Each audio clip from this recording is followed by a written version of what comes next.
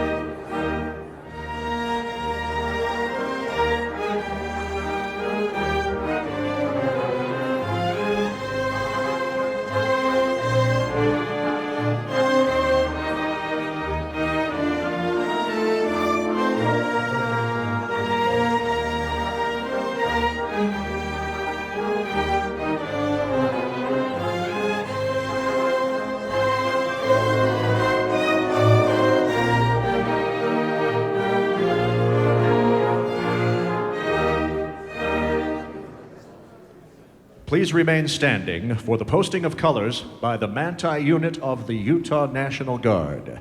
We will then hear our national anthem performed by Snow College's Cadence Chamber Choir under the direction of Dr. Michael Huff.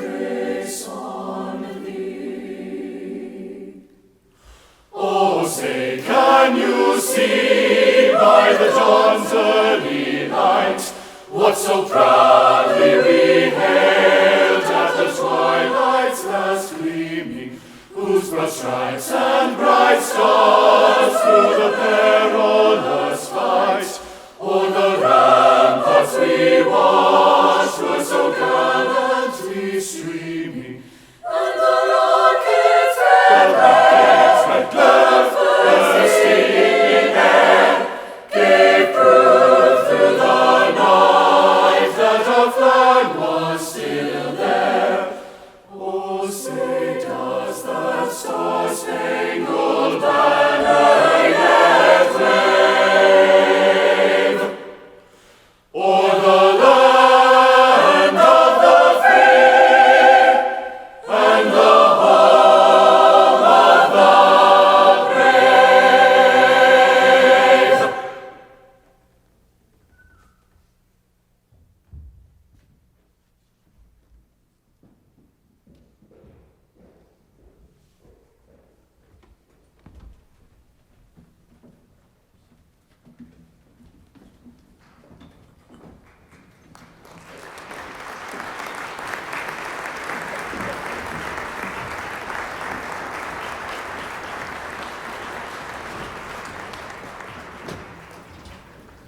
You may be seated.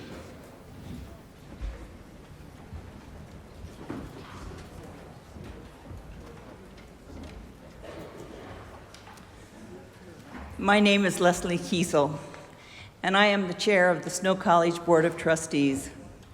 The chosen theme for these inaugural activities is ReImagine, a word President Cook used in his first cabinet meeting as he passionately shared his vision for this college, his alma mater. As he talks about reimagining Snow College, he has challenged the employees to be loyal to the past as well as the future. Today, we appreciate the past, enjoy the present, and anticipate the future as we formally welcome President Cook and his wife Jen and their extended family. Seated on the platform are members of the Utah State Board of Regents and members of the Snow College Board of Trustees who helped shape the college's course. Program participants and 5 former Snow College presidents, as well as 5 former state commissioners for higher education, all of whom have played an instrumental role in the college's history, are also on the platform. We welcome them, as well as many local and state government leaders, stakeholders, and educational partners who are with us today. We also welcome the Cook family to campus and invite them to be stand and recognized.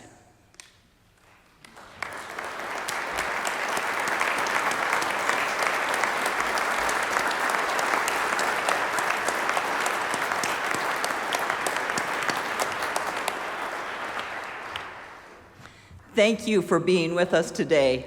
You may be seated. Your son, father, and brother, our new president, has been defined as a gentle but demanding leader, and we look forward to having him as our 17th president. We will now have greetings from a few constituencies. First, we will hear from Ben Scheffner, the current student body president.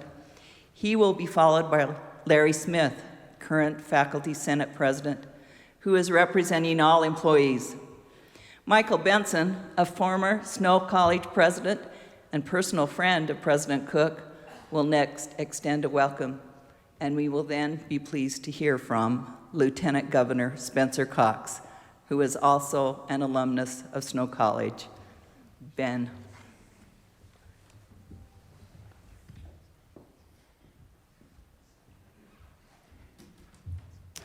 Good afternoon, everyone. For those of you that do not know me, my name is Ben Scheffner, and I am the student body president at Snow College. Some of my responsibilities are to represent the voice of the students, create a positive environment through organizing events, and help students get involved through clubs. I love snow and know it is special because of everyone who serves here. I remember the first time I met President Cook. It was a great experience, and I truly felt cared for. When President Cook was chosen to represent Snow College, he immediately reached out to many of the student leaders on campus and wanted to get to know us and what we were doing as leaders. Something I noticed about President Cook is he understands the importance of genuine and trusting relationships. He is constantly creating and maintaining those relationships he has fostered with faculty and students. Before the school year started, President Cook and his wife, Jen, invited all of the leadership teams over to their house for breakfast. As we were there, President Cook and his wife, Jen, spoke about their love for Snow College and their excitement for the upcoming school year. President Cook was also a Badger himself and has continued to show loyalty towards Snow. As we listened to President Cook, all of the student leaders could see we are in very good hands here at Snow College. One of the many things that have impressed me is how President Cook is able to lead others through specific goals and a vision. President Cook is dedicated to his goals and will make sure they are accomplished because of his commitment to making Snow the best place for everyone.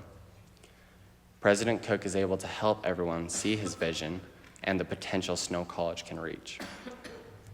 One of the student leaders on President's leadership team said, "Working with President Cook has been great.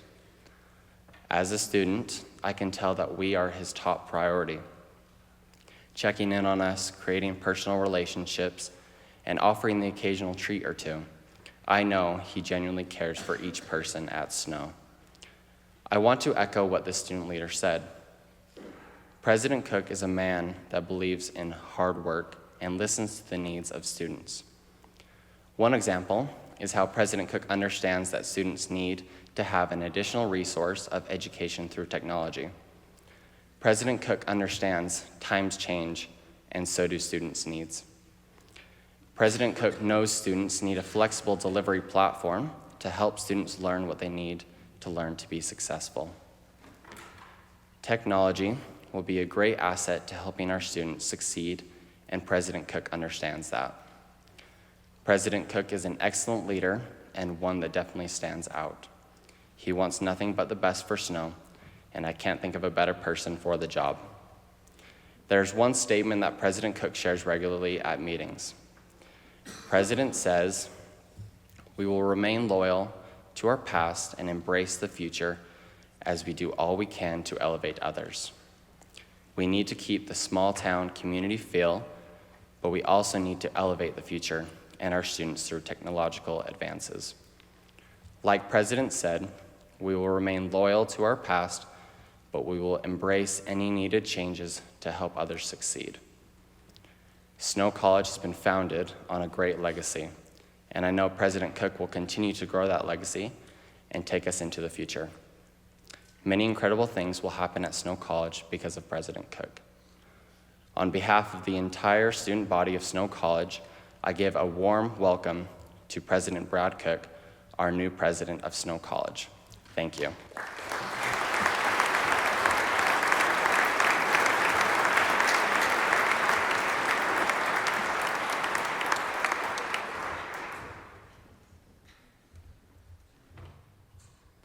It is an awesome, in both senses of the word, responsibility to represent the faculty and staff on this wonderful occasion. I recognize many former presidents here today. I believe each of them was the right person at the right time in Snow College's illustrious history, and we thank them for their service. President Cook, as employees who are deeply invested in the college, we welcome you and Jen as you take your place in the succession of great presidents.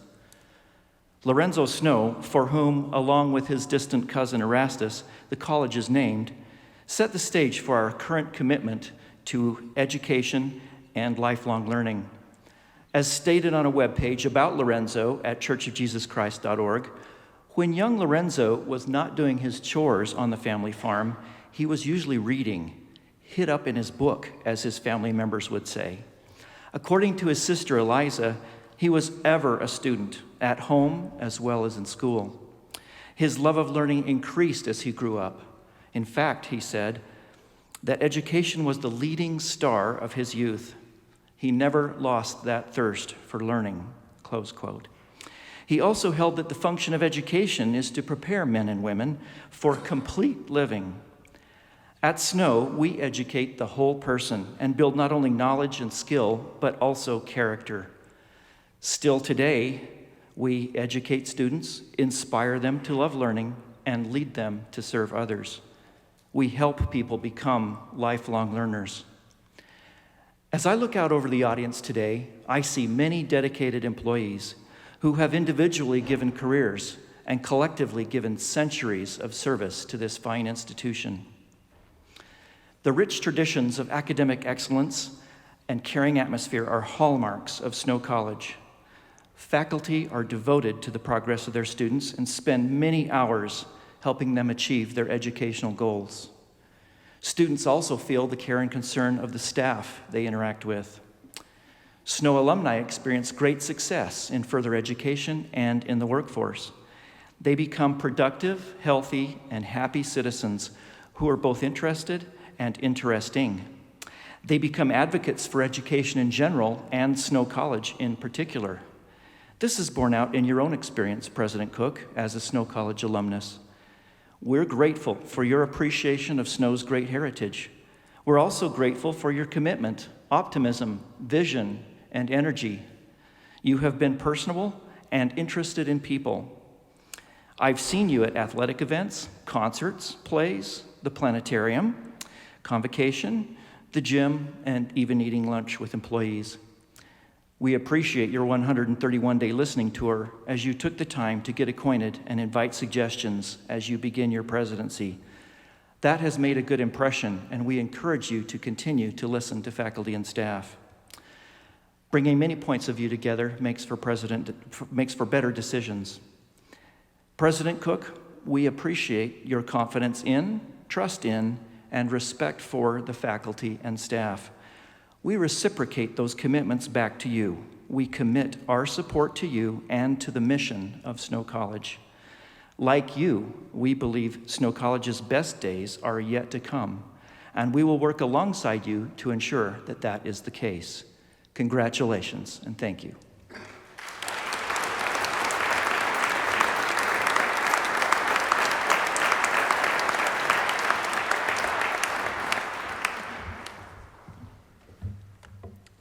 Good afternoon.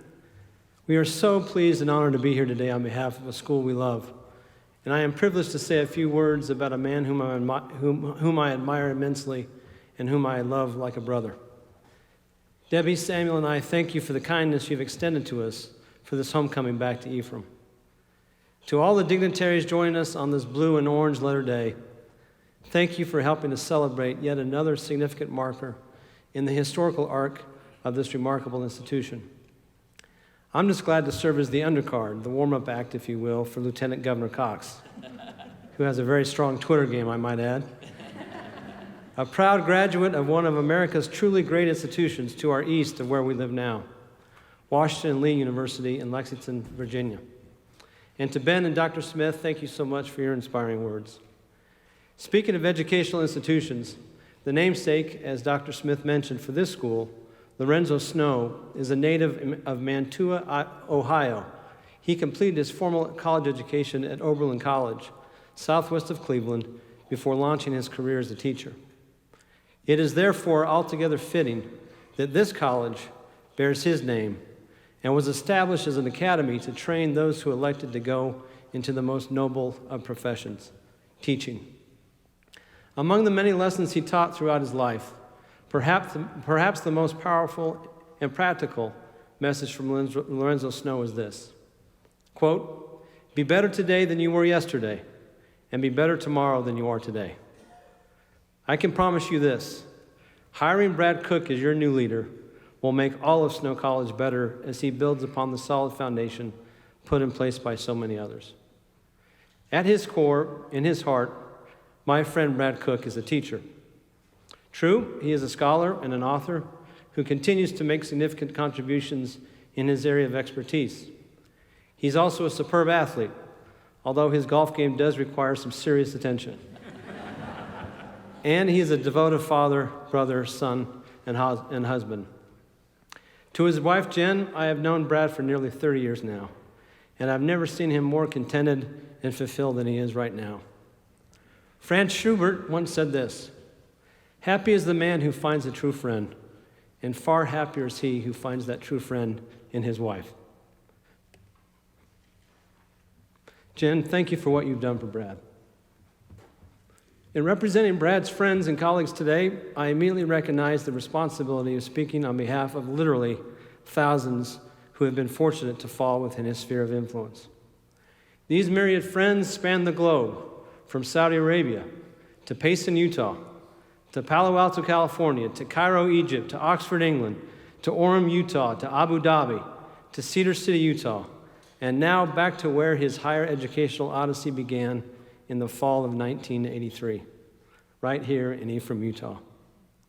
What a life you have led, Brad, and what a journey it has been to bring you full circle to your roots.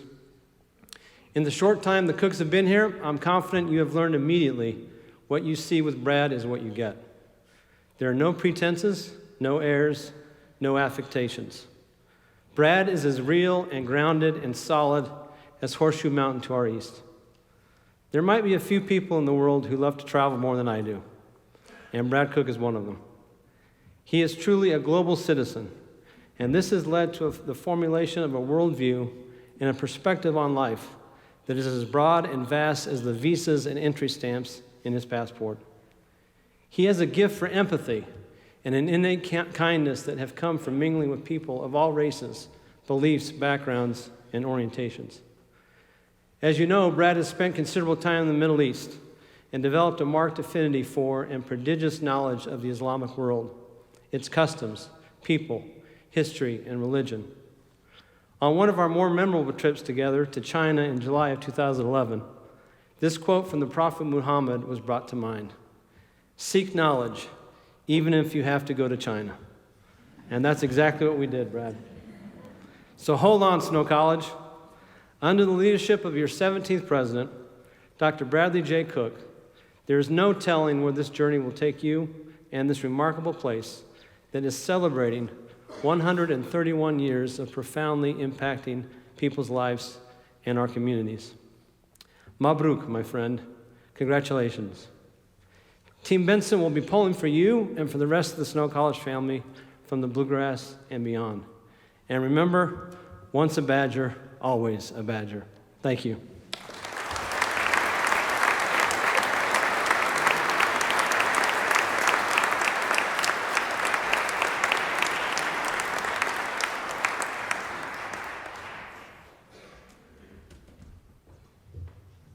Ladies and gentlemen, it is truly an honor and a privilege to be here with you today on this very special and, dare I say, sacred occasion. I bring the greetings of Governor Herbert, who wishes he could be here today. Unfortunately, we had another event scheduled. It is the changing of the guard for the Adjutant General of the here in Utah. We're getting a new Adjutant General, and the governor gave me the choice, and I believe I chose wisely. I told him I was not going to miss being here at Snow College. It is such a privilege to be back here on this campus. My mind has been taken back as I drove into Ephraim again this day. My home, as most of you know, is in Fairview, not too far from here. But I was taken back to a time when I was here as a student, and being able to speak on behalf of alumni is a very heavy weight. There are literally thousands, hundreds of thousands of alumni from this incredible school. And I was thinking of the successes and indeed some of the failures. One I was not going to share, but I think I will very briefly. This is in the category of a failure. I had an opportunity to compete. We had on campus at the time, I'm not sure it still exists, but they called it the Brain Bowl because they couldn't think of a nerdier name for this competition. My roommates convinced me to participate with them in this competition, and it's, as you might imagine, 2 teams of 4 people. Everyone has a buzzer. They ask a question. You ring in. You get points for getting the correct answer. If you ring in early and get the correct answer, you get bonus points. If you ring in early and miss the answer, you actually lose points. Now, fortunately, I was surrounded by some very bright roommates, and they were far brighter than I. And we cruised through the competition, and we made it to the very final round. We were all freshmen, and we were going against a group of sophomores who were much wiser than we were. Most of them returned missionaries who had seen the world and lived life to its fullest, or something like that. It was a very close competition, and it came down to the wire. We were ahead by 1 point, and each question was worth, I believe, 3 points if you got it right, 5 points if you buzzed in early and got it right, and again, you lose points if you missed. I knew that we had to get this question right because they were coming back, and this was it. Time was up, the final question. In the song America the Beautiful, what color, and immediately I knew this was my moment of glory, I hit that buzzer. You know, there are purple mountains, and I'm grateful for the Jazz's New Jersey as we celebrate the purple mountains of Utah. And immediately it was those purple mountains that sprang to mind. We don't have amber waves of grain here in the state of Utah. And unfortunately, that was the answer that to the question that was being asked, and we lost in miserable fashion. Now, the good news is that my incredible friends have never let me forget about it. As I ran into a former roommate not long ago, he reminded me of those days and our debilitating loss because of those amber waves of grain. That being maybe the low point of my time here at Snow College, I can tell you there were so many other successes as we had the opportunity to learn in an environment surrounded by incredible people who cared about us. One of those, Dr. Smith, who spoke today, who was my professor in an honors course where I learned so much about the universe around us, things that I had never imagined. He opened my mind to new possibilities and new expanses. I'm so grateful for this place. As I was thinking about what I might say today, my mind traveled back to those early pioneers who started this place against all odds. And never should have happened, but they sacrificed because they wanted a better life for their children than they had for themselves. They believed in something bigger than them. They believed in the words of Thomas Jefferson, who said that public education and educating the citizens of our country was critical to preserving freedom and happiness. Those are the two things they longed for: freedom, for that is why they came. They traveled those thousands of miles by handcart, on foot, to find freedom. But they also wanted happiness and to preserve happiness, and they knew that education was the great equalizer in this world, something that remains true today. My thoughts went back to my own father, who came to Snow College. Grew up on a small dairy farm in Fairview, very poor. His dad dying of cancer. He was number 5 of 6 boys. His youngest brother was leaving on a mission, and he knew it was up to him to take care of the farm. Everyone else had gone because his dad was sick. He would get up at 4 o'clock in the morning, milk cows. He would drive down, attend classes here at Snow College, had all his classes in the morning so he could go back in the afternoon to work for his uncle at the telephone company to make enough money to pay for his school.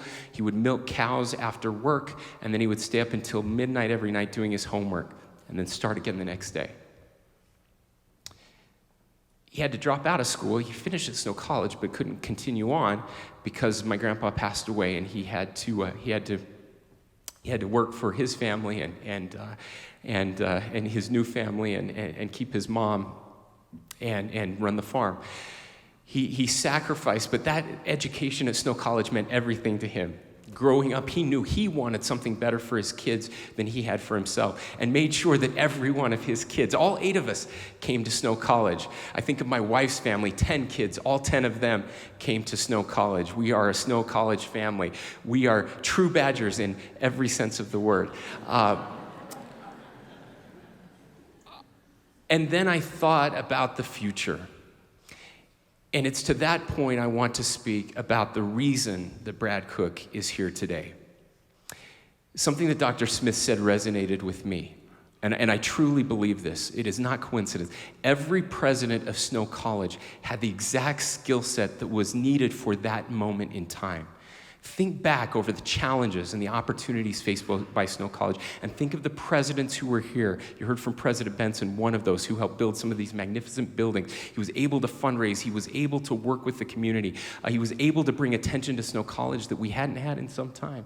And I could go through every president and talk about the quality, the skills that they brought here that were necessary for that moment. We are entering a phase in the history of the world that is unlike anything we have ever experienced. The transformation in our economy that we will see over the next 20 years should scare all of us in very good ways, but in some very, very bad ways as well.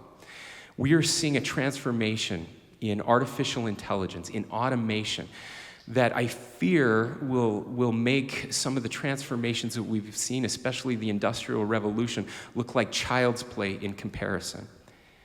We will see workers displaced. Rural Utah and rural America is already struggling. The new economy has come to our country and especially to our state, but unfortunately the old economy is leaving us here and the new economy has not found us yet.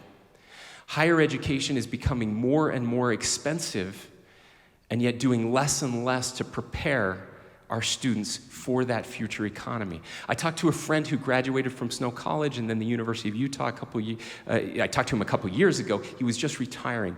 And he said something profound. He said, when I graduated from college, I had all of the knowledge I needed for the first 30 years of my career. That will never happen again. We routinely graduate people from college who don't have the knowledge they need for the first year of their career. That is not because of our colleges and our universities. It is because of the changing nature of work. It is time to rethink the way we educate our young people. We have separated work from education in separate buckets for far too long. We need, as has already been mentioned, lifelong learners. We need a system of education that helps people who already have knowledge to gain more knowledge, to be able to come in and out and enter the workforce, get retooled in that workforce in powerful ways so that we don't leave anyone behind, because we've seen what happens when people get left behind. We've seen the rise in opioid addictions. We've seen the rise in suicides. We've seen the rise in loneliness. Because these are economic deaths of disparity because people are getting left behind. Education still is the foundation for freedom and happiness. But we have to reimagine, which is the theme for today, we have to reimagine what that education is like. And that is why Brad Cook is here today. I had the opportunity to meet him for the first time about 6 years ago.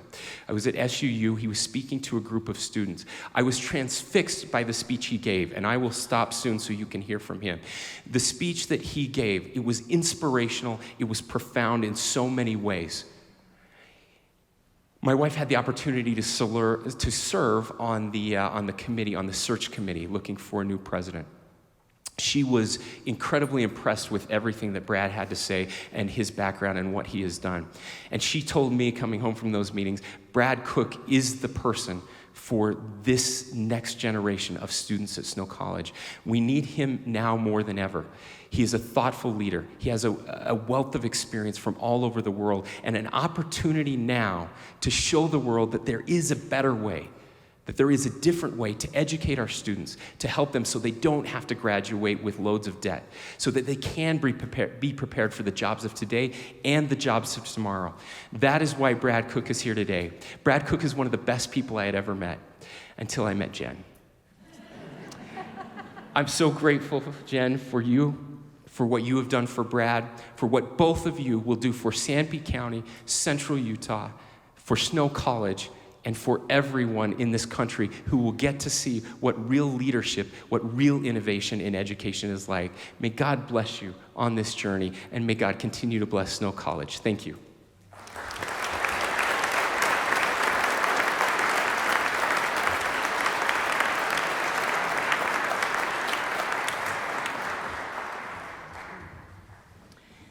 Thank you, President Scheffner, Dr. Smith, President Benson, and Lieutenant Governor Cox for your greetings. You've represented us all well with your warm welcomes to the Cooks. We will now enjoy a musical number, Goin' Home, which will be performed by the Snow College Chamber Orchestra and Cadence Chamber Choir under the direction of Dr. Brent Smith. Following the musical number, Nina Barnes, Chair of the State Board of Regents, will give the presidential charge, and we will present the symbol of office. Jen Cook will share remarks, and then Sam Cook, a son, will introduce President Cook, and we will be honored to hear from our new president. Now the music.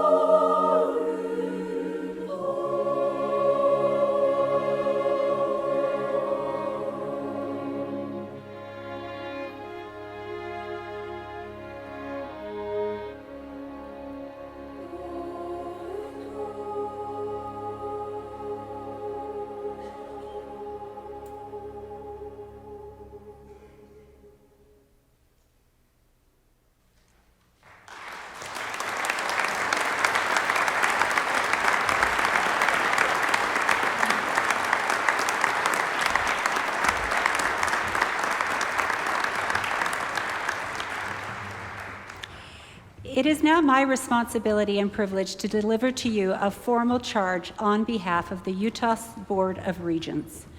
President Cook, I draw your attention to 4 areas of focus as you define your agenda, set priorities, and meet the challenges ahead. First, chart a path for Snow College ongoing success. Snow College has a rich history of forging paths through changing times and unforeseen trials. Now, new challenges arise, impacting all of higher education. The industries that drive our economy are swiftly evolving. From all corners, voices of skepticism question whether higher education can effectively adapt. For many, cost remains a barrier to access, and debt stunts the growth of students' dreams. Disruption is coming. Do not wait for Snow College to be acted upon. You must guide Snow College to reimagine what higher education can and will become. Your graduates must be endowed with remarkable imaginations, practical skills, and an unrelenting quest to innovate. They must be creative thinkers, and they must be exacting craftsmen, and they must be lifelong learners. Your charge is to find new paths and bold practices to help Snow College graduates meet their career ambitions, contribute to their communities, and lead in their industries, all in a changed economy. Find novel ways to educate students within the Snow College community and beyond. As Snow College is a destination for your students today, ensure Snow College remains a destination for their children and their grandchildren to come. Second, keep an inexorable focus on student success and completion. The success of Snow College students begins with access. A community college is a clarion call to be an accessible, affordable gateway into higher education, to provide comprehensive care to students from all backgrounds and all circumstances. Snow College, however, is obligated to do more. Utah's rural residents face barriers to higher education, unseen in more traditional community college settings. They must have access to high-quality education with options for working learners, support for underserved populations, and opportunities for students that are otherwise limited by the time and by distance.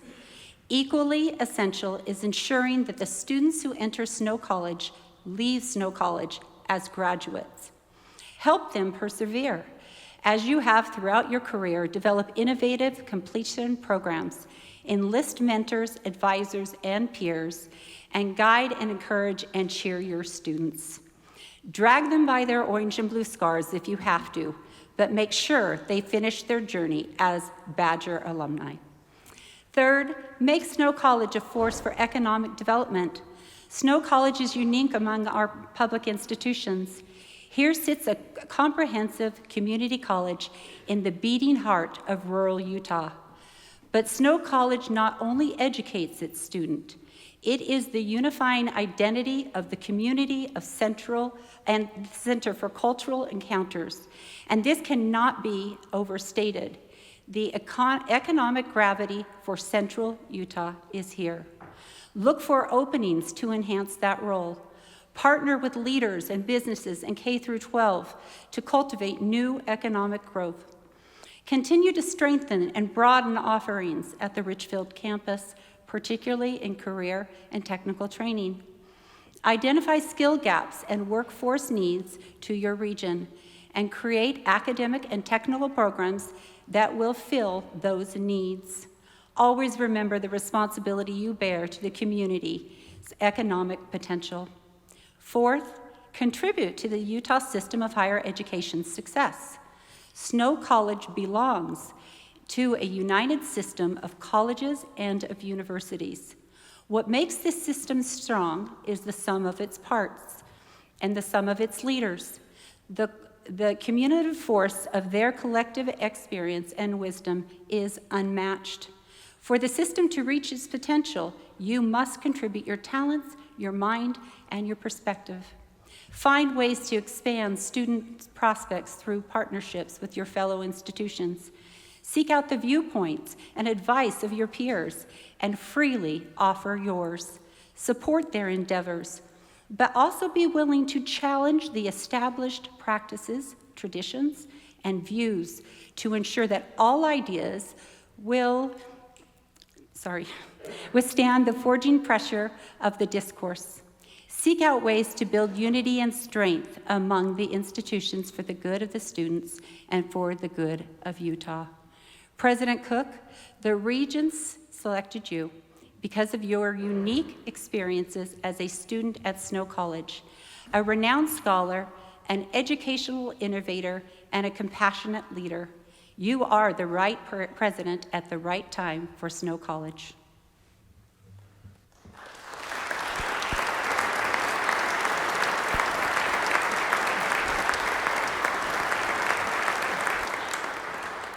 President Cook and his wife Jen will now join Vice Chair Barnes and Chair Kiesel at the podium for the presentation of the symbol of office. Derived from medieval weapons, the ceremonial mace acquired academic significance when Queen Elizabeth I presented a replica of her own royal mace to the University of Oxford, President Cook's alma mater, in 1589. Today, the mace is symbolic of university authority, transcending the tenure of individual presidents.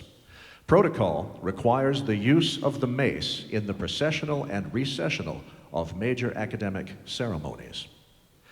The reimagined ceremonial mace was designed and produced by members of the Snow College Construction Management and Industrial Technology departments in collaboration with local industry partners. Made of wood harvested from a native walnut tree, the handle of the mace is 3 feet long and turned by a local artisan. The air-dried and carefully turned walnut handle celebrates the past by symbolizing the patience and perseverance of the founders of the college. The S water jet cut from aluminum and gold plated with gold mined out of South America is joined to the wooden handle by a piece fashioned from carbon fiber, fabric, and resin. Aluminum, the most abundant metal on the periodic table, and gold, the most precious, are bonded to represent the value, purpose, and moral imperative of education. Single carbon fiber strands are, by themselves, flimsy and weak, but when cured together, they take on strength that surpasses steel. This mace represents a collective effort to honor the past and reimagine an innovative, modern, and strong future that realizes the goals of education. The college medallion symbolizes the president's authority, responsibilities, and commitment to the community. Cast in bronze, the medallion features the college seal and the phrase, "Pursuit of Excellence," the names of the past Snow College presidents and years of their tenure are inscribed on the back.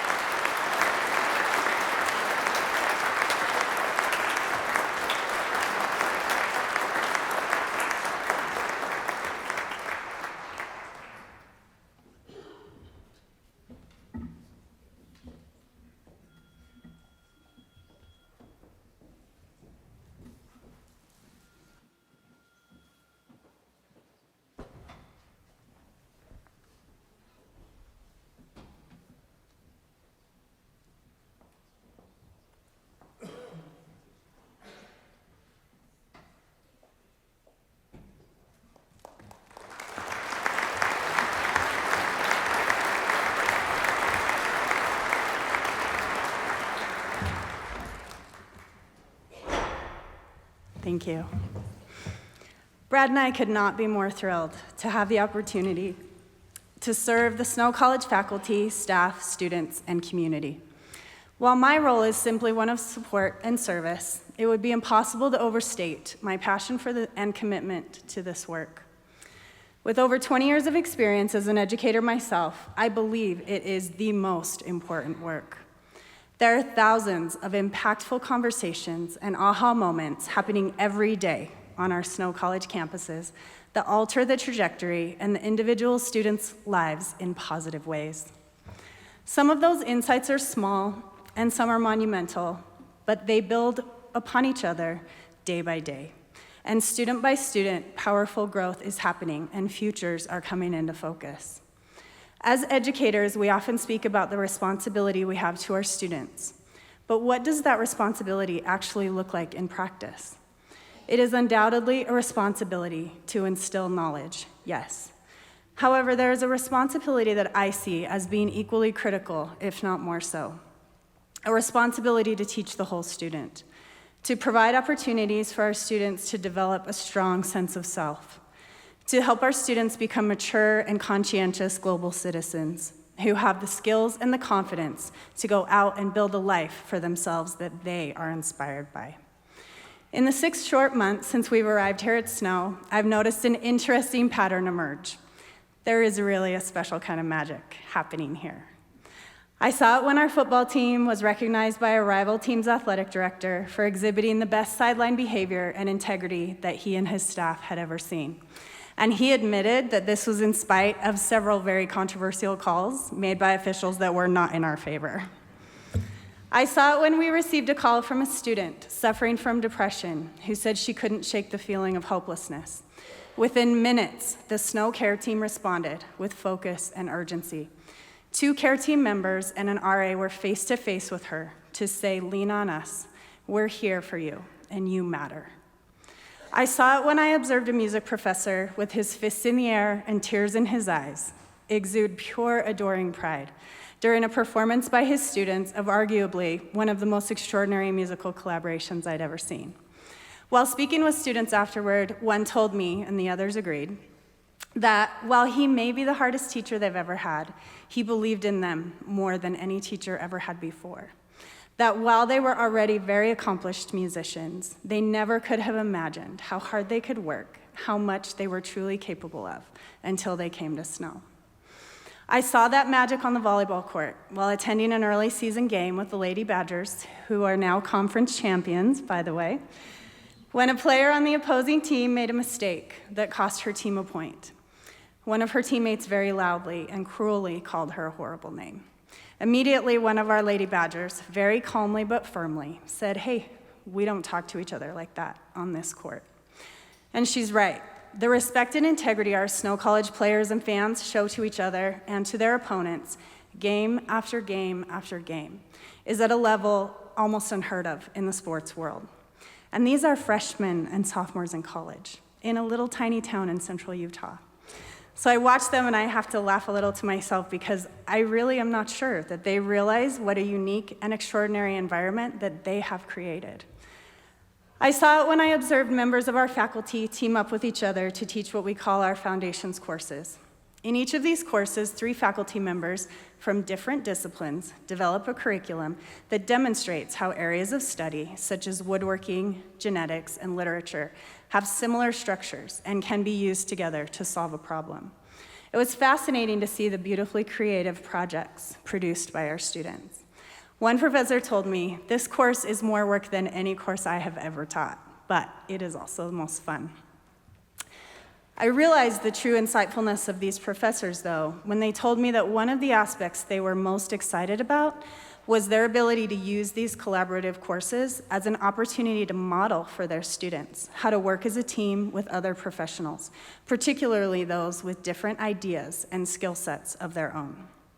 These are just a few of the many, many incredible examples of the magic that is Snow College that I've witnessed since I arrived. Each of these individual moments, compounded into a 2 or 4-year Snow College experience, helps to lay the foundation for a student who has not only gained an excellent academic education, but an education in life as well. Nothing can compare to the high-touch, individualized experience that our students get at Snow. The beauty of a general education is its ability to provide us with insight into different sciences, histories, cultures, facts, and ideas. As we expand our worldview, we discover what we didn't know that we didn't know. We develop new skills and perspectives that we may have never gained if we had remained siloed in one subject of study, what is already known to us, what is already known to be interesting to us, or what is comfortable. A general education allows us the opportunity to collaborate with other students, faculty, professionals, and community members who most certainly will have different backgrounds and beliefs than our own. This is when students get the invaluable opportunity to develop their own ideas, passions, and a strong, intelligent voice. I am so proud of the work being done here. Throughout my career in private, public, and public charter schools with homeless youth organizations and shelters for families escaping abuse, I have been awed by extraordinary and committed educators throughout our great state. But no work that I have seen so far has compared to the unwavering high standard of excellence and genuine commitment to deeply connecting with each and every individual student that I have seen here.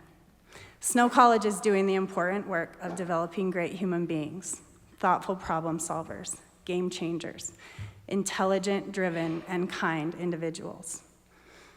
Now, to conclude, I'd like to speak directly to our students.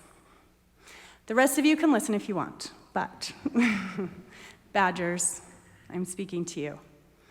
For just a moment, I'd like you to think about what you want your life to look like 10 years from now.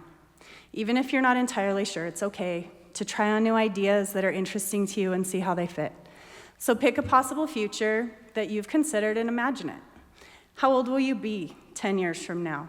Late 20s, early 30s, maybe older for some of our non-traditional students. What do you want your life to look like for 30 or 40-year-old you? What do you hope to have accomplished? Where have you traveled? Where do you live? Do you have a family? What does your career look like? Who have you been able to help as a result of your success? What kind of life do you want? Now, let's rewind. Let's think about today, your life here at Snow. What might you do differently if you were making today's decisions with that future in mind? What clubs and organizations might you participate in? What things would you focus on more? What things would you focus on less? How would you prioritize your time? Are you taking full advantage of the opportunities, people, and resources here? You really do get to control how closely your Snow experience is aligned with what you want for your future. And I promise you, your 30-year-old self will thank you for making decisions now with him or her in mind. Now, I know that at your core, students, is the strong, capable you who can work hard, who can learn and do the things you need to in order to accomplish the future you just imagined. You can do hard things. If you couldn't, you wouldn't have made it here. However, what I also know to be true is that if you are human, which you are, you also have parts of you that fear you can't. That maybe you just aren't quite good enough, smart enough, tall enough, interesting enough, witty enough, pretty enough, rich enough, driven enough. But the truth is we all have that voice in our head. So many students I talk to think that they are uniquely flawed because they have to battle that voice of doubt. Because from the outside, so many others make success look so easy. That voice of fear and doubt, it really is speaking to all of us. In some of us, it's louder than others because we allow it to be. But I promise you, the person sitting next to you, in front of you, behind you, every person you pass on the street, every person you see on social media, it's there for them too.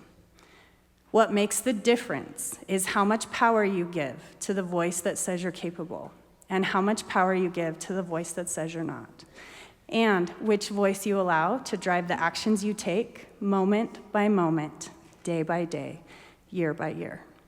It really is a choice. Now, it's not always an easy choice, but it is a choice nonetheless. And here's the good news. Just like a bicep muscle that gets stronger with repeated use, the strength you use when in spite of doubt and fear, you choose to empower that part of you that tells you to do the right thing even when it's the hard thing, that part of you that knows you are capable of doing whatever needs to be done to build the future you want, that muscle will get stronger. Doubt and fear will most definitely speak to you from time to time. But with practice, you can develop the strength and habits to act in spite of it and not allow it to run the show. And here's the thing, we need you. The world needs you. In a time of growing divisiveness and serious global challenges, we need you to model what's good and right. We need your kind and strong voices to inspire change where it's needed. You will be the ones to use your own unique talents and passions to find solutions to the problems we're facing individually and globally. And, by the way, that strong and capable part of you, that's the part I believe in. I'm incredibly proud of you. And if you are ever wavering in your belief of yourself, I hope you will remember that you can lean on President Cook's and my real, raw, genuine belief in you. We love you, and we cannot wait to see all you will accomplish. Thank you.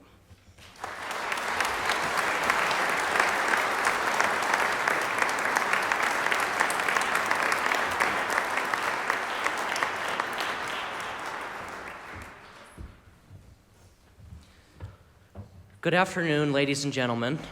As you all probably know, Snow College is not Dr. Cook's first rodeo with presidential authority.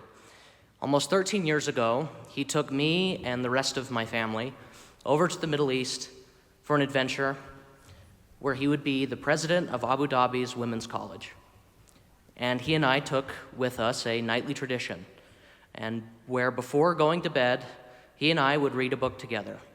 Topics ranged from the Hal and Roger Hunt series of adventure stories to the Iliad and Odyssey.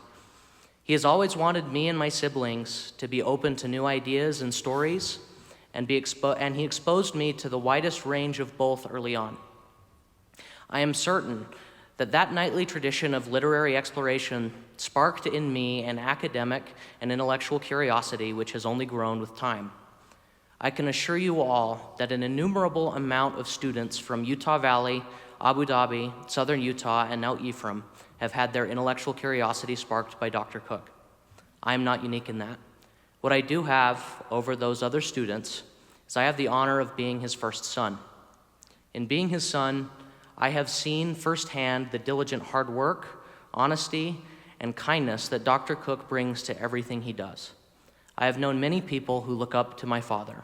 His vision for education and willingness to listen to the thoughts and opinions of others makes him an inspiring leader and teacher. His passion for education is unlike any other person I've ever known. His love for his family is tremendous, and he has been a pillar in my own life personally, but also at every institution and community that he has belonged to. He was my very first teacher and continues to be the most important one in my personal life and academic career. Dr. Cook is nothing if not intellectually curious and open. Long conversations into the night with him on any topic under the sun have helped my own academic vision be shaped and crafted with love and affection. I know that I am not the only person who he has an open door for. Students everywhere he has been have seen him as a valuable and wise mentor, fostering a culture of honesty and acceptance everywhere he goes. I know that he intends to bring that same passion and love to this institution, and already has been. I know that he looks to the success of every single student as a priority.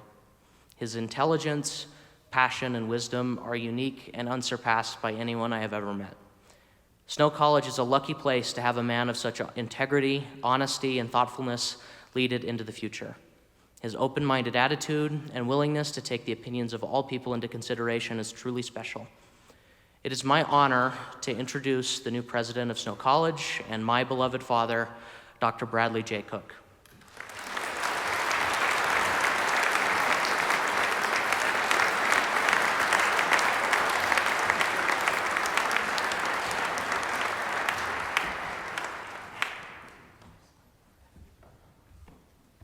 Who knew that when you become a president, you get to dress like a rapper?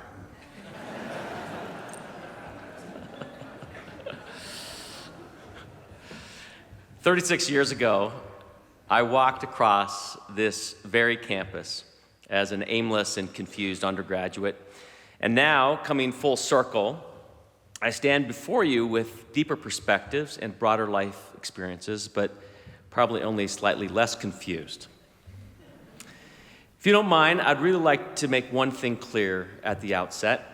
All of this inauguration business might appear to be about me, but in actuality, it's not about me at all. It is about our college. And today's event demarcates one more inflection point on our journey of becoming. It is about those that came before us. It is about our students who are the reason this college exists. And it is about celebrating and furthering a work that is greater than us individually and more perpetual than our specific moment in time. It is also about the spirit of snow, something both ineffable yet unmistakable, an entity and an idea that represents a cross-generational compact to remain loyal to our past but also faithful to our future. My sincerest gratitude goes to our Board of Regents and Board of Trustees that are here today. Thank you for your confidence in me. And I commit my best efforts, Regent Barnes. To Snow's amazing, gifted faculty, thank you. At its core, a college is nothing without learners and teachers.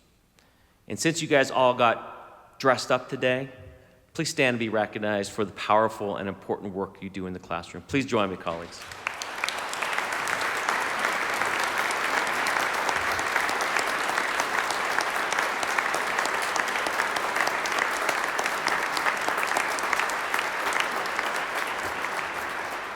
Thank you so much for what you do. To all of our dedicated and talented staff, students, distinguished retirees, alumni, and community, thank you. And thank you for your welcoming embrace to me and my family. And it really is because of you that the poet Emily Dickinson phrases, "We dwell in possibility." Isn't that striking?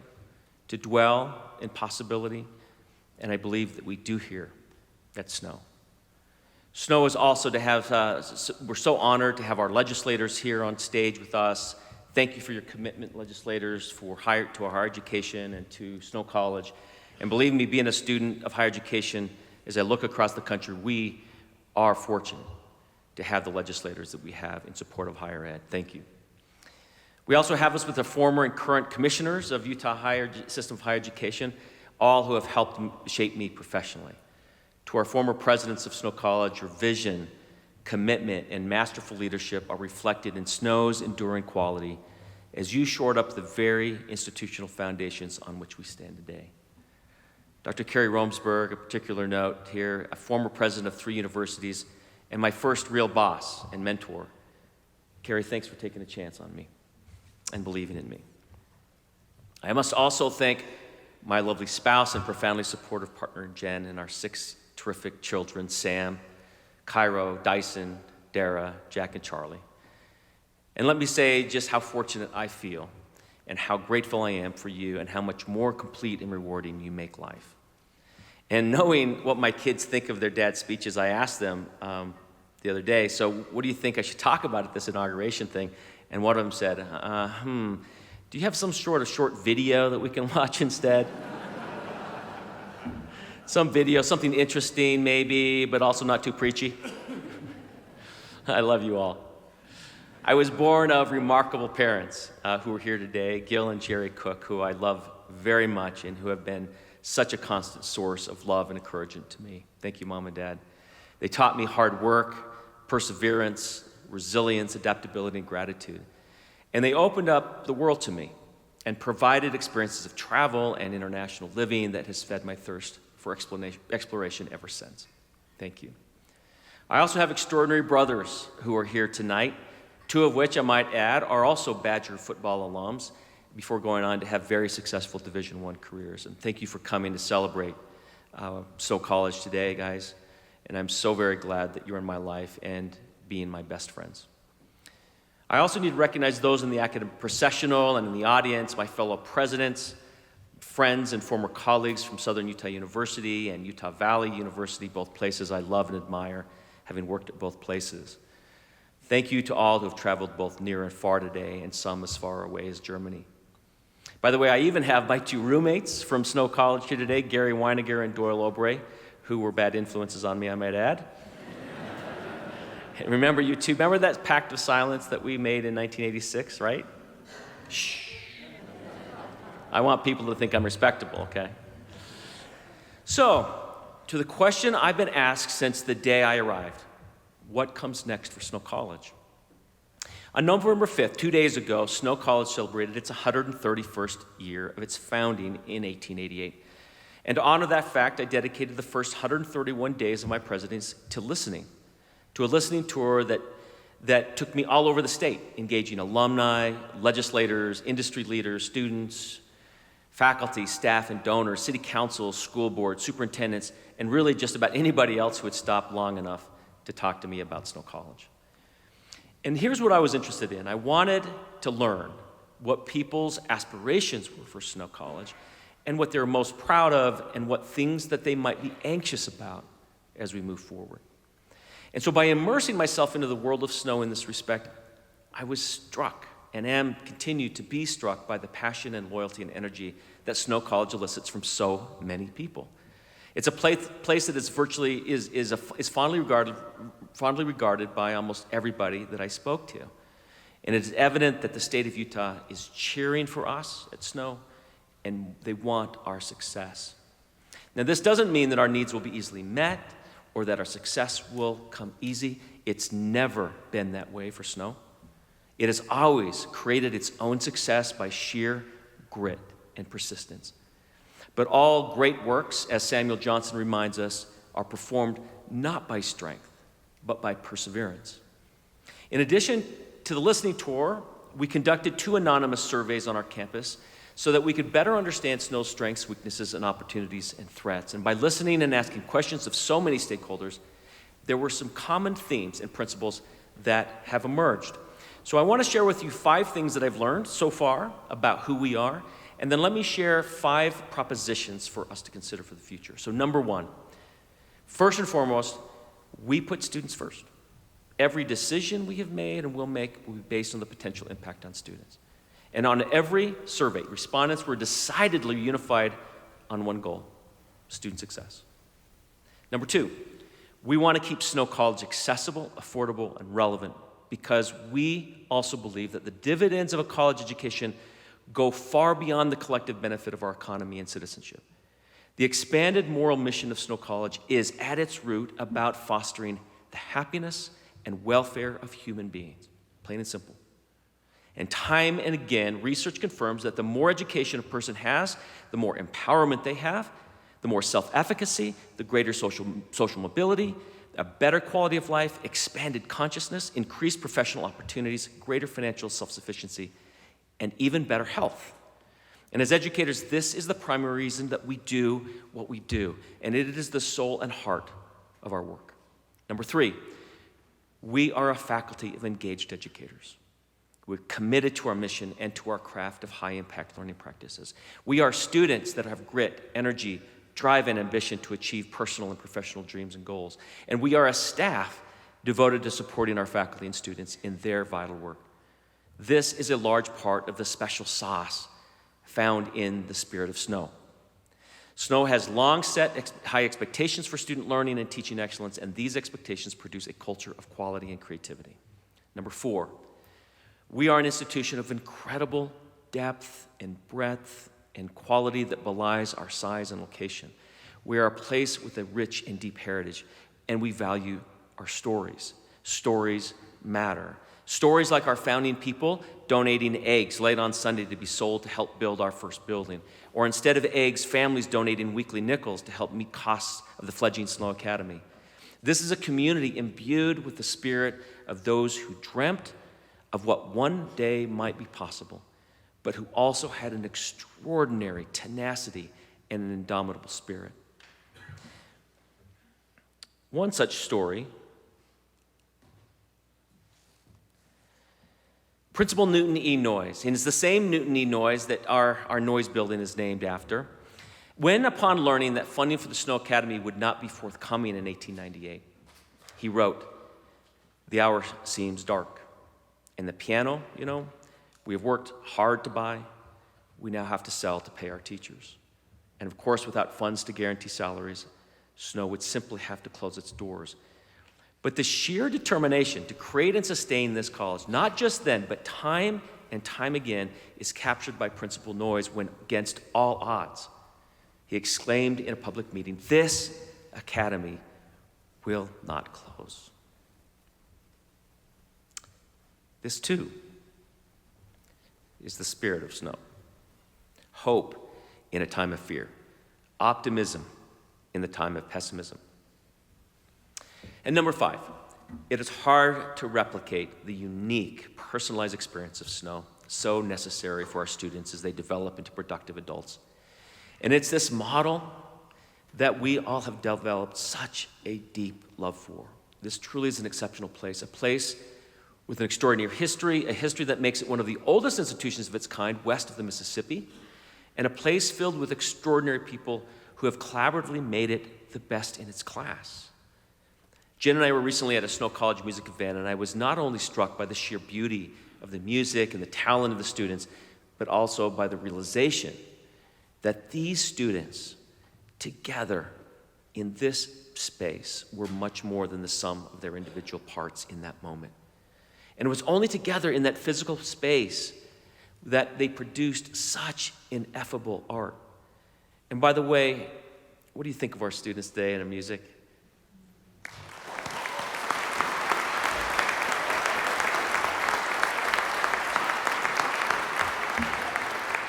Thank you, Dr. Huff and Brent. Thank you so much. Superb work, students.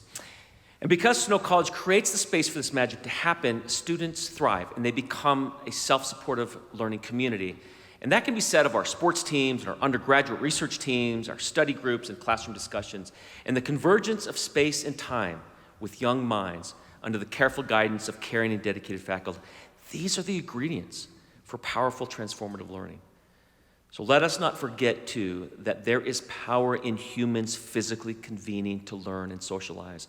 There is something about students coming to a safe and nurturing environment that assists in their maturation as adults and citizens. The world will always need places like snow where humans gather for edification.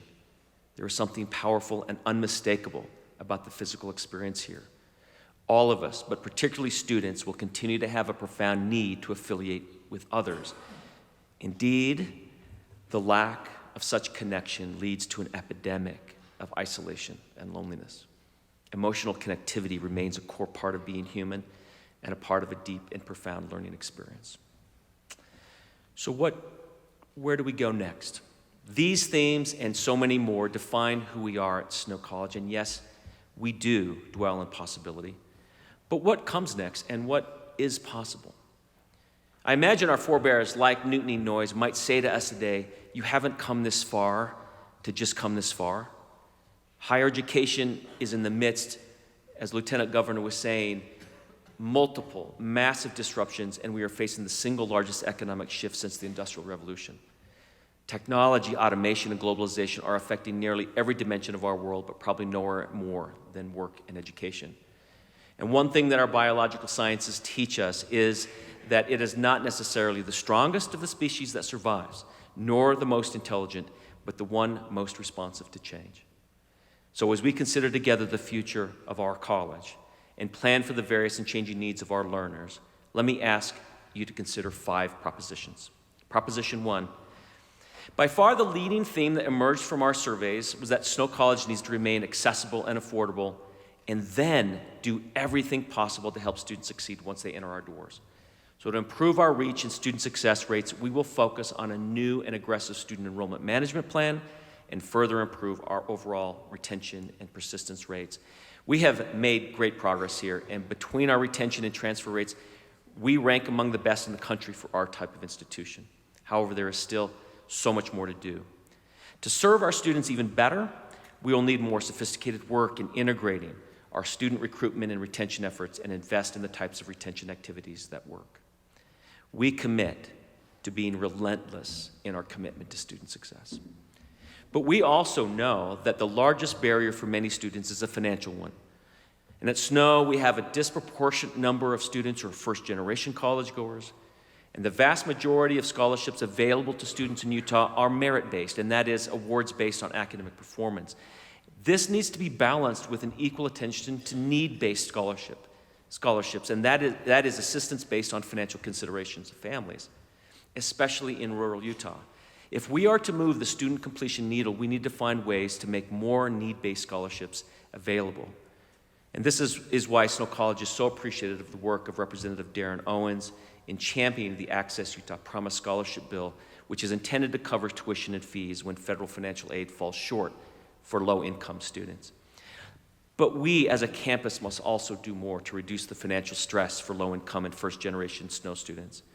And as such, it was my hope today to make a very big announcement. I wanted to announce today an official kickoff of a $3.5 million scholarship campaign aimed at helping students that need the financial assistance most. But today I cannot do that.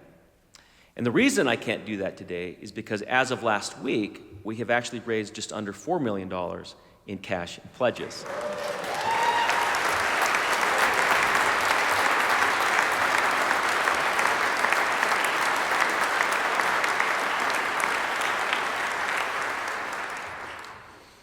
So our campaign goal, I'm announcing today, is $5 million. And we challenge our friends, alumni, and industry leaders to help achieve this goal so that we can extend our reach to those who need an education most. So please help us get there, that last $1 million, so that we can help more students. And I wouldn't be doing my job if I wasn't sort of shamelessly opportunistic by saying that pledge forms and donation slips are at the door. Just kidding.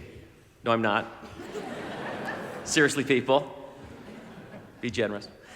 The only way, and I mean the only way we've been able to get to where we are this early in the campaign is because of the generosity and vision of our key friends and donors. Thank you.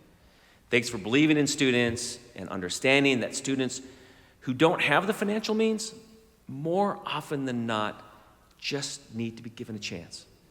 And we're fortunate to have very active foundation and alumni boards, and thanks to our board members for their significant contributions in time and resources. But there are a few individuals in particular who, given the size of their gifts or pledges for scholarships, deserve special recognition today. First, Dan and Elaine Jorgensen. Dan and Elaine, are you here? Please stand.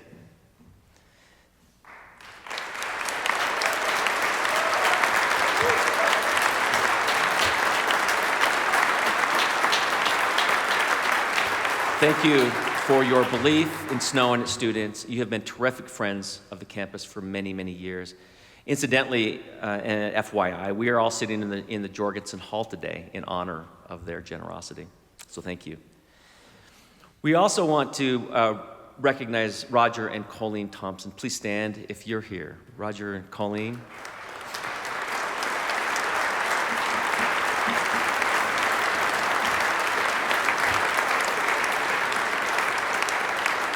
Thank you for stepping up and helping us with students. One of our favorite alums, Bob Graham, a beloved alum from Fairview, who, as you all might know, is the namesake of our Science Center, the Robert and Joyce Graham Science Center. Our forever thanks to you, Bob, for your continued support and that of the George S. and Dolores Doré Eccles Foundation. What a force for good. Are you here, Bob? Can you please stand?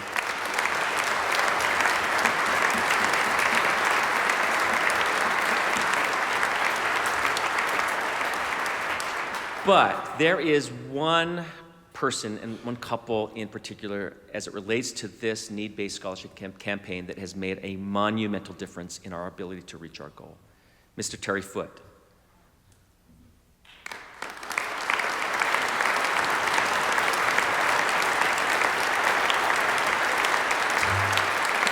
Nancy, can you please stand as well? This is a terrific couple.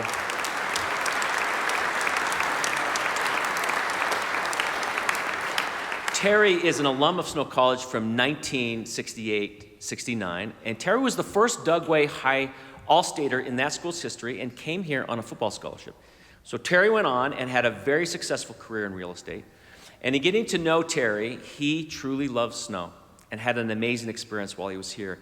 And one particular experience that he shared was how much he appreciated the snow spirit and his coach's personal care when Terry severely sprained his ankle.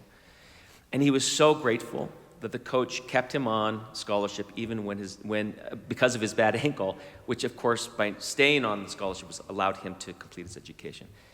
But Terry, you and Nancy, to honor your time at Snow College and your very generous commitment to need-based scholarships, we are so incredibly pleased to announce today the renaming of Badger Stadium to the Terry Foote Badger Stadium.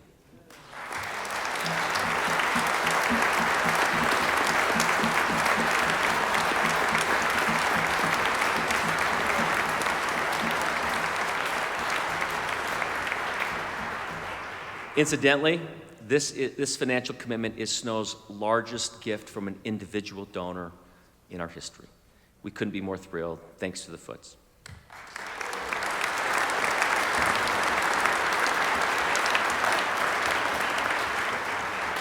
So Proposition 2. The listening tour and survey results also made it clear that we need to better harness technology. The students we typically serve, as you know, are what policymakers call traditional students, or that is university-bound students, typically 18 to 21 years old. And we are exceptional at educating this type of student who comes here for a coming-of-age experience, benefiting from our personalized, high-touch residential experience, and who typically graduates with an associate's degree or transfers as some of the best prepared students in the state.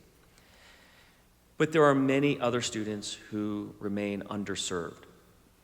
Learners who also need a Snow College education: Native American students, homeschooled students, Hispanic students, veterans. But there are also students who need us who are moving beyond traditional learning. Indeed, the new student majority consists of non- or post-traditional learners. About 3 in 4 undergraduate college students in the US are what experts refer to as non-traditional learners.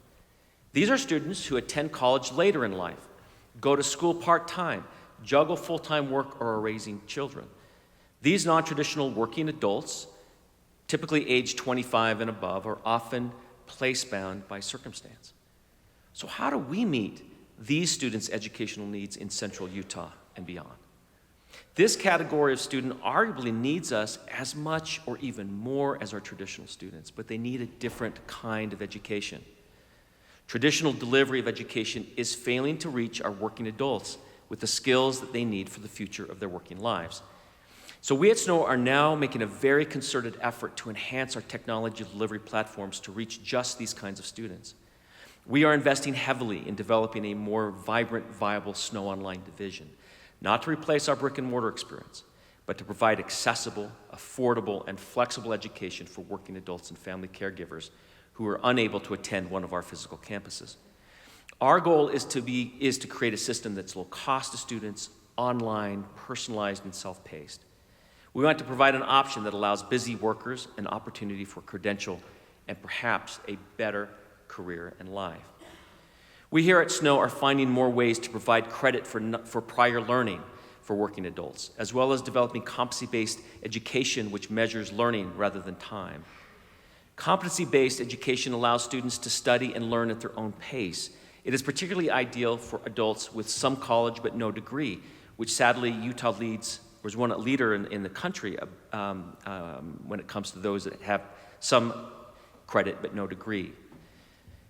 CBE, it makes it possible for them to come back and complete a degree, which can mean a better job, higher earning potential, and a better life. Proposition 3.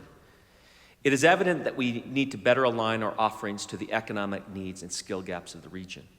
We have just completed the most comprehensive study to date of Snow College and the workforce development needs of Central Utah, and one thing is clear. Our service area needs additional career and technical education programs below the bachelor's degrees level. This study will help us focus on designing programs with industry in a variety of market-driven fields.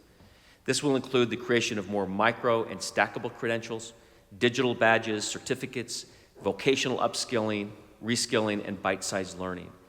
We must recognize that education can now be anywhere, all the time, and not just in traditional academic settings. What the new economy is demanding in Utah is not necessarily more white-collar or blue-collar jobs, but what are called new-collar jobs in cybersecurity, cloud computing, programming, data analytics, and other high-demand digital fields. And many of these jobs don't necessarily require a traditional degree, but can be achieved by alternative credentialing pathways to jobs such as boot camp-style offerings and apprenticeship opportunities.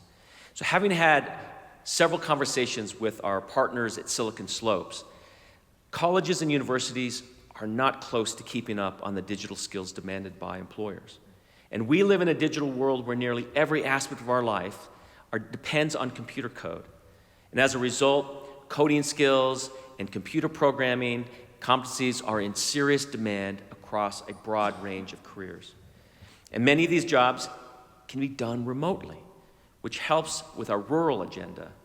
allowing learners and families to stay in their communities, obtain high demand and high paying careers in tech without having to relocate to a metro area. So as such, Snow College is exploring a partnership with Bottega, a Silicon Slopes-based computer science school, and expanding certification through coding programs and boot camps for Snow students wherever they might be. Our relationship with the likes of Bottega will allow us to offer accredited, high-quality, industry-level curriculum that ensures students have the most up-to-date curriculum available, curriculum that's updated every 90 days. Full-stack coding certificates paired with a Snow College 2-year or 4-year software engineering degree will lead to exceptional job placement at some of the best companies in the state. And to celebrate this potential partnership, we are honored to actually have CEO and Bottega co-founder Eric Wald. Eric, are you here? And Bottega president, Mr. Fili Ledesma, with us today. Can you stand, gentlemen?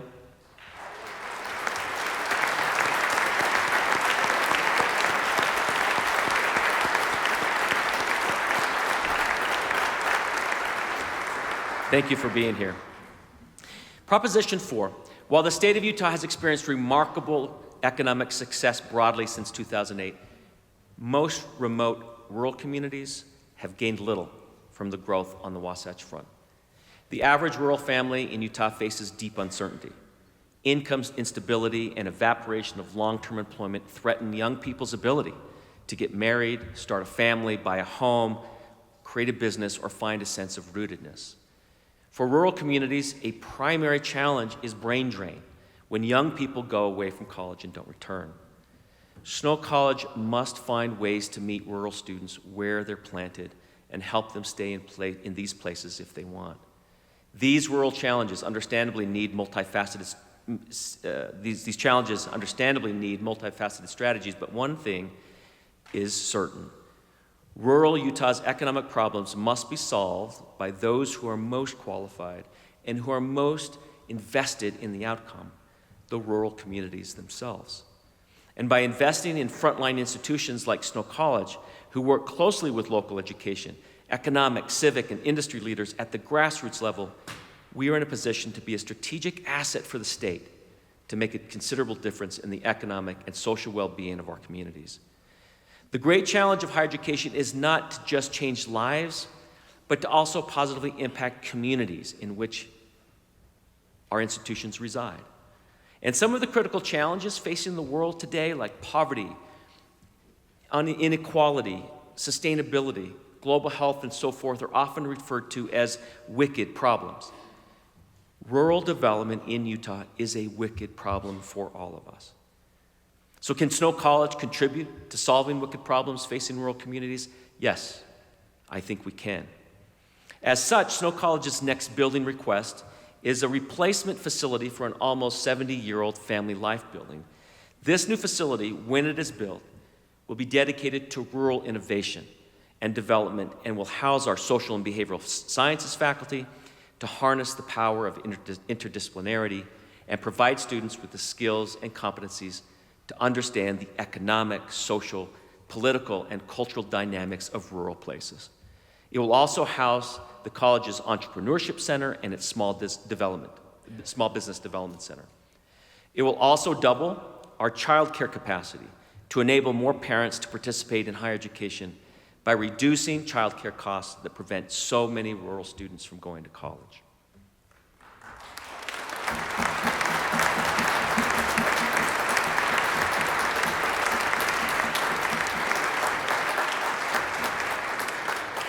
Thanks to the generosity of our dear friends and two of our most ardent alumni and supporters, I am happy to announce that the facility, when it's built, will be named the Mark and Leanne Stoddard Center for Rural Studies and Community Development. Thank you, Mark and Leanne.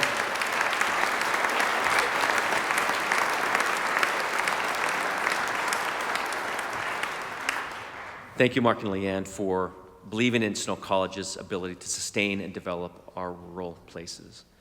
I believe work has required Mark to be out of town, but I think Leanne is here with your son Robert and daughter McCall. Can the lights up? Can we recognize you, Leanne, and your family if you're here?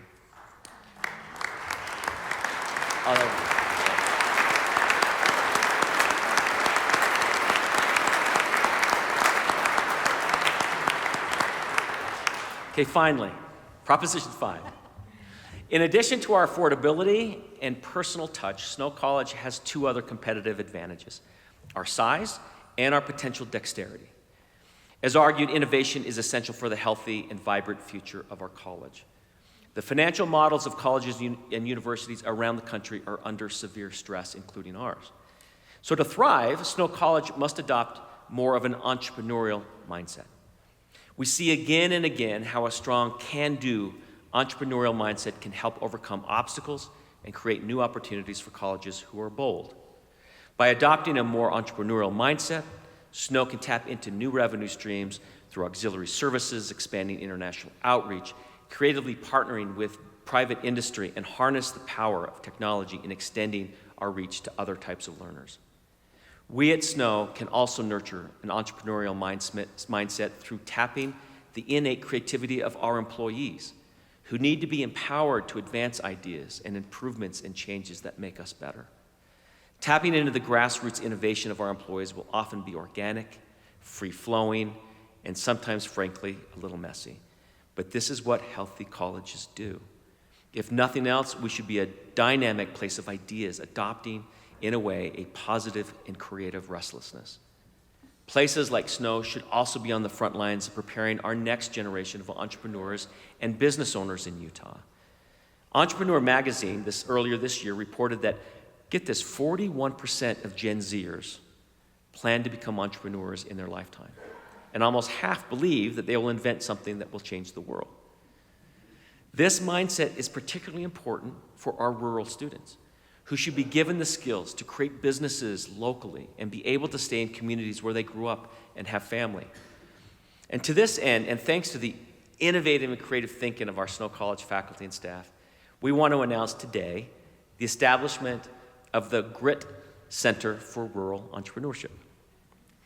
The GRIT Center for Rural Entrepreneurship aspires to help students learn how to bootstrap businesses with hands-on entrepreneurial experience. The acronym, GRIT, stands for grassroots, resourceful, innovative, and tenacious. More than 400 students from 29 different majors to date have participated in GRIT Center programs. And this is a terrific initiative. Snow was built on the grit and tenacity of our pioneer ancestors. And now our grit and tenacity to pull ourselves up by the bootstraps and our success in instilling these same values in the rising generation will ensure the future of our region for generations to come. And can we recognize Russ Tanner, Darren Owens, Stacy McKiff, Tim Chamberlain, Jay Olson, and Malcolm Nash, if they're here, to stand and be recognized for this idea.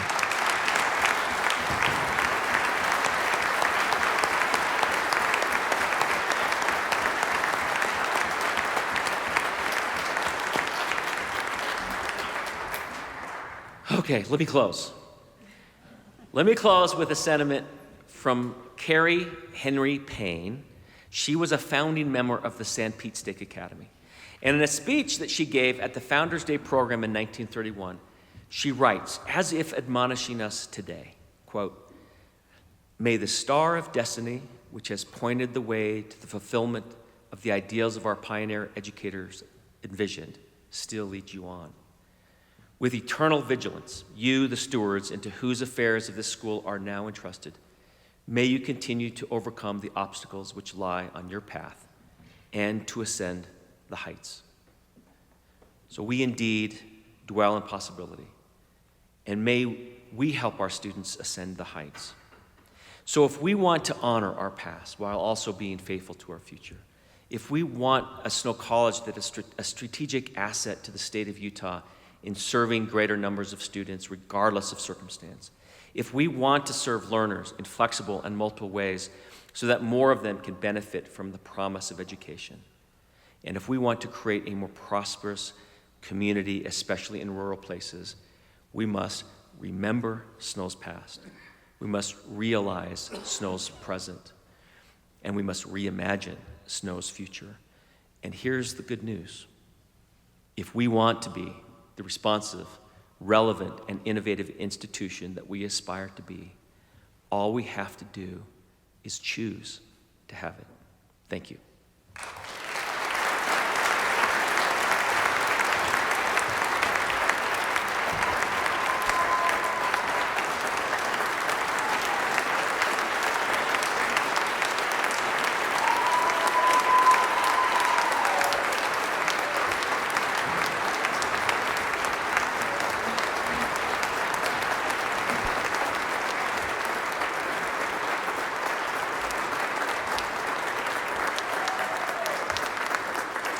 Now, I'm very happy to announce that beginning this next summer, Snow College will produce the first annual Mormon Pioneer Heritage Festival. This is a multi-week festival of music, storytelling, pioneer demonstrations, Native American performers, Utah art and artisans, and Western and pioneer cuisine. So, with the close of the Manti Miracle Pageant this last summer, after 50 plus years of being in existence, Snow College is excited at this new undertaking in keeping the tradition of families traveling to Sanpete County to experience history and heritage.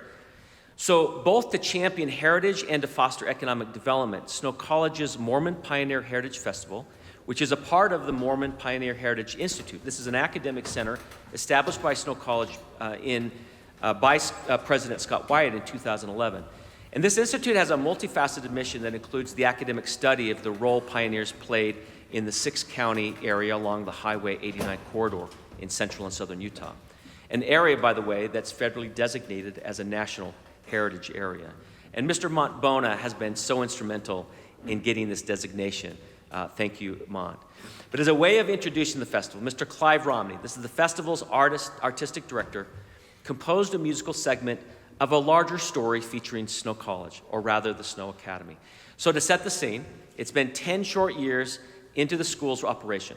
So Principal Newton Noyes receives the word that due to the economic downturn, funding for the new building would not be coming after all. The future of the academy seems very bleak. And so to continue with the story and to introduce you to the work of the Mormon Pioneer Heritage Festival, I give you the Snow College Cadence Choir and the Snow College Chamber Orchestra in debuting a piece entitled This School.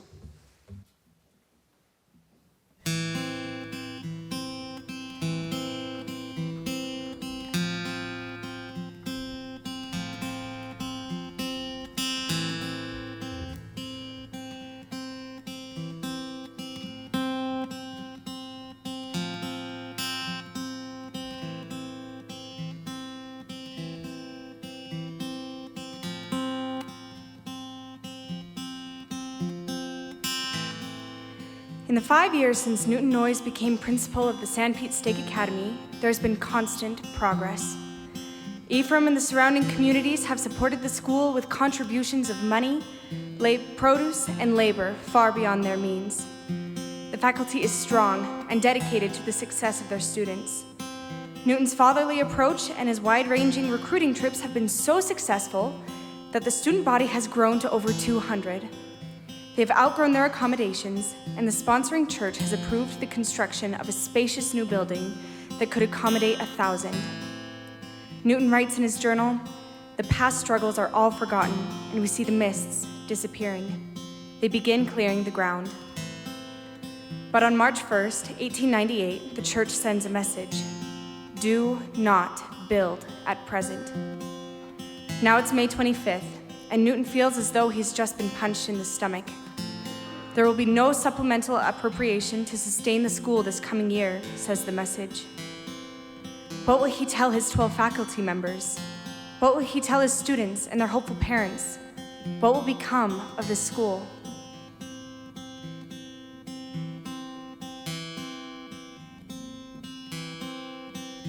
This school is potatoes from poor farmers and a widow's Sunday eggs. This school is missed meals of hopeful parents and aching arms and legs. This school is the lump in my throat and the ache in my heart when I think that it all could end. This school was the job that I prayed for, my hoped-for career. This school was the family I needed, but now I fear my dream is gone.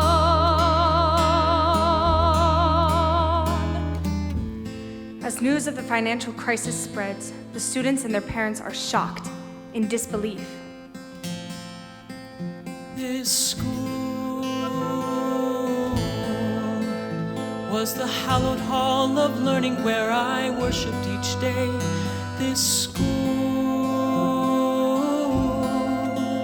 satisfied my youthful yearning to discern a better way. This fool will have no tools to offer beyond shovel and plow if the doors of this school close now. This school is the hope for our children to learn and to grow. This school is the heart of my heart and the soul of my soul. This school, this precious school, has a reason for living, a destiny so much larger than you and I. Unborn generations are counting on us to not let this school die. We'll sell what we have to sell. Not the piano. Do what we have to do. Do it out mostly. Make every sacrifice so with confidence we can say to you, this school will not close. This school will not close. Everlasting knows invincible force. This school will not close.